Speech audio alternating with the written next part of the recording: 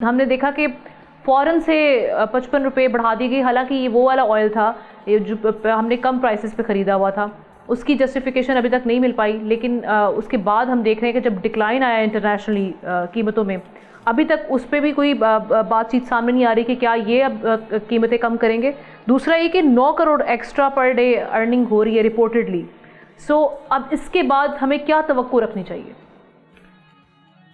دیکھیے، پہلی بات تو یہ ہے کہ جو 55 روپے کا اضافہ کیا گیا تھا اس کا جنگ سے کوئی تعلق نہیں، کیونکہ جنگ سے پہلے کا تیل پڑا ہوا ہے، پہلے کی قیمتیں دی ہوئی ہیں. تو ایک تو یہ واضح ہونا چاہیے کہ 55 روپے کا اضافہ جو ہے اس کا ایران، اسرائیل، امریکہ کی جنگ سے قطعاً کوئی تعلق نہیں. اگر تعلق ہوتا تو شاید انڈیا بھی کچھ کرتا، بنگلہ دیش بھی کچھ کرتا، نیپال بھی کچھ کر دیتا، سری لنکا بھی کرتا. ان سب ممالک کا تیل جو ہے وہ اسٹریٹ آف ہرموز سے ہی آتا ہے. ان سارے ممالک میں سے صرف پاکستان نے کچھ کیا، تو اس کا جنگ سے ریلی کوئی تعلق نہیں. تو وزیر اعظم صاحب تو کہہ رہے تھے کہ ان کو تو 100 روپے سے بھی اوپر بڑھانے کا کہا جا رہا تھا، انہوں نے تکلیف کو سمجھتے ہوئے جتنا ان سے کم ہو سکتا تھا وہ کیا. جی، اس کا جواب تو وزیر اعظم صاحب دے سکتے ہیں کہ ایسا کیوں کیا یا کیوں نہیں کیا. دیکھیے، 5 میجر پلیئرز ہیں پاکستان کی جو آئل کی مارکیٹ. سب سے اوپر آپ سمجھ لیجیے کہ عوام ہے، کیونکہ سارے باقی جو کھلاڑی ہیں انہوں نے عوام کی ہی جیب سے پیسہ نکالا. 55 روپے کا اضافہ ہوا، اس میں حکومت نے مال بنایا، اس میں ریفائنریز کو پیسہ ملتا ہے کیونکہ ان کا تیل کا ذخیرہ پرانا جو اسٹاک خریدا ہوا ہے سستی قیمت پہ، اس کو اچانک جو ہے وہ 55 روپے اضافہ مل جاتا ہے. اس میں آئل مارکیٹنگ کمپنیز کے پاس اسٹاک ہے، ان کو اچانک ایک ونڈ فال پروفٹ مل جاتا ہے. اس میں پیٹرول پمپس کے پاس تقریباً 2 سے 3 دن کا جو ہے وہ اسٹاک پڑا ہوتا ہے، ان کو اچانک جب صبح وہ پیٹرول پمپ پہ پہنچتے ہیں تو 55 روپے اضافہ مل جاتا ہے. اس میں نقصان ہوا ہے تو صرف عوام کا ہوا. 5 پلیئرز ہیں، 4 کا فائدہ ہے اور 1 کا نقصان ہے. اور یہ انفلیشن کے معاملات اب کس طریقے سے آپ دیکھ رہے ہیں، اور جو فسکل ڈیفیسٹ ہے اس کا کس حد تک اس پر امپیکٹ آئے گا؟ یہ جو ہم نے پیٹرول پرائسز بھی بڑھا دی ہیں اچانک سے، اور اگر اس کو ڈکلائن نہیں کیا جاتا تو پھر آپ کیا دیکھ رہے ہیں آگے؟ دیکھیے، 55 روپے فی لیٹر اگر پیٹرول کی قیمت بڑھائی جاتی ہے تو آپ سوچیے کہ بس کا کرایہ بڑھے گا، ٹرک کا کرایہ بڑھے گا، ٹرک میں جو سبزی آئے گی فارم سے بازار تک اس کا ریٹ بڑھ جائے گا. اور یقین جانیے کہ اس کا سب سے بڑا بوجھ جو ہے وہ اس غریب ترین پاکستانی پہ ہوگا جس کے پاس نہ موٹر سائیکل ہے اور نہ کار. اس کو نظر آئے گا جب 8 سے 10% اس کی روٹی کی قیمت بڑھ جائے گی. 8 سے 10% جو بھی کچن کا آئٹم ہے جس میں ہم کہتے ہیں کہ 8 سے 10% تقریباً ٹرانسپورٹیشن کا کاسٹ ہوتی ہے، وہ سب چیزیں بڑھ جائیں گی. میرا تخمینہ یہ ہے کہ ابھی ہمیں حکومت بتا رہی ہے کہ جو شرح ہے مہنگائی کی وہ کوئی 6 سے 7% ہے.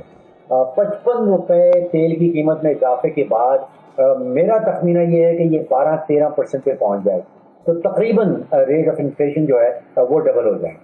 اور جو ارامکو کی جانب سے یہ کہا گیا کہ یہ انہوں نے وارن کیا ہے کہ اگر یہ اسٹریٹ آف ہارمز یہ اس کا کلوجر ہوتا ہے تو آئل مارکیٹ کو بڑا شوق لگے گا. ایک تو یہ کتنا ریئلسٹک ہے، اور اس کے بعد پاکستان کو اسے میٹیگیٹ کرنے کے لیے فوری طور پر کیا کرنا چاہیے؟ دیکھیے، پہلی بات تو یہ ہے کہ میرا خیال یہ ہے کہ اسٹریٹ آف ہرموز جو ہے وہ زیادہ دیر تک بند نہیں رہ سکتی، اور اس کی وجہ یہ ہے کہ جو تیل پروڈیوس کرنے والے ممالک ہیں جن میں سعودی عربیہ ہے، جن میں ایران اٹسیلف ہے، کویت، قطر، عراق، ان سب کا تیل جو ہے وہ اسٹریٹ آف ہرموز سے گزرنا ہے. ایران کا اپنا پیسہ بھی، اپنی آمدن بھی قطعاً بالکل بند ہو جاتی ہے اگر اسٹریٹ آف ہرموز بند ہو جاتی ہے. دوسری طرف جو ممالک یہ تیل وصول کر رہے ہیں ان میں بڑی بڑی طاقتیں ہیں، ان میں چین ہے، ان میں جاپان ہے، ان میں انڈیا ہے، پاکستان ہے، ساؤتھ کوریا ہے، ویتنام ہے. ان سب کا تیل وہاں سے گزر کے آتا ہے. تو یہ سارے ممالک جن کا میں نے آپ کو ذکر کیا، ان سب کے معاشی مفاد میں نہیں ہے کہ یہ اسٹریٹ آف ہرموز زیادہ دیر تک بند رہے. اور دوسری طرف ایک بہت بڑا ادارہ ہے جو کہلاتا ہے IAE، انرجی ایجنسی ہے، جس میں امریکہ شامل ہے، G7 کے ممالک شامل ہیں. انہوں نے کل ایک قرارداد پیش کی ہے کہ ان کے پاس کوئی 1.2 ارب بیرل تیل جو ہے وہ ذخائر میں انہوں نے اسٹاک کر کے رکھا ہے. اس میں سے کہیں 200-300 ملین بیرل آج پرپوزل وہ IAA کے سامنے رکھی جائے گی اور وہ منظور ہوتی ہے یا نہیں ہے تو اس کی کانفرنس کے بعد پتہ چلے گا. لیکن تیل بہت ہے ان کے پاس, اور اگر وہ پھینکا جاتا ہے تو سوچئے جو ہم 15-20 ملین بیرل کی بات کرتے ہیں اسٹریٹ آف ہرموز کی, کئی مہینے تک اس کی سپلائی جو ہے یہ اس ادارے کے جو ریزروز ہیں اس میں سے نکالی جا سکتی ہے. بالکل ٹھیک. اور ابھی جو میں پہلے بات کری تھی 9 کروڑ جو ایکسٹرا پر ڈے ہم کر رہے ہیں, اس کو خزانے میں ڈالنا جو اضافی محصول ہے, اس میں ٹرانسپیرنسی اور آپ سمجھتے ہیں کہ اس حوالے سے کوئی پالیسی اپنائی جائے گی؟ کیونکہ ابھی ہم دیکھتے ہیں مفتاح اسماعیل بھی کہہ رہے تھے کہ کرپشن کی بو آ رہی ہے یہ جو ابھی پرائسز بڑھی ہیں. دیکھیے میں نے جیسے کہا کہ 4 ایسی اینٹیز ہیں that stand to make money, جو پیسہ بنائیں. ریفائنریز ہے وہ پرائیویٹ سیکٹر میں ہے, وہ بلین ہار روپیہ بنائیں گی, 55 روپے اگر اضافہ ہوتا ہے. اسی طرح جو پیٹرول پمپ ہیں وہ اوسطاً ایک پیٹرول پمپ جو ہے وہ کوئی 7-8 لاکھ روپیہ اس دن کا جو ہے وہ اس کے پاس اسٹاک کے اوپر بن جائے گا. حکومت کو پیسہ جائے گا, اس میں یہ شک کرنا کہ شاید وہ وہاں سے سلپ ہو جائے گا, وہ حکومت کے خزانے میں ہی جائے گا. اب اس کو استعمال کیسے کیا جاتا ہے آل ٹوگیدر, لیکن یہ ریفائنریز پیسہ بنائیں گی جو پرائیویٹ سیکٹر میں ہے. آئل مارکیٹنگ کمپنی سب سے بڑی جو ہے وہ پاکستان اسٹیٹ آئل ہے اور وہ سرکاری کمپنی ہے, وہ بلین ہار روپیہ بنائے گی. اسی طرح ریفائنریز پیٹرول پمپ پیسے بنائیں گے.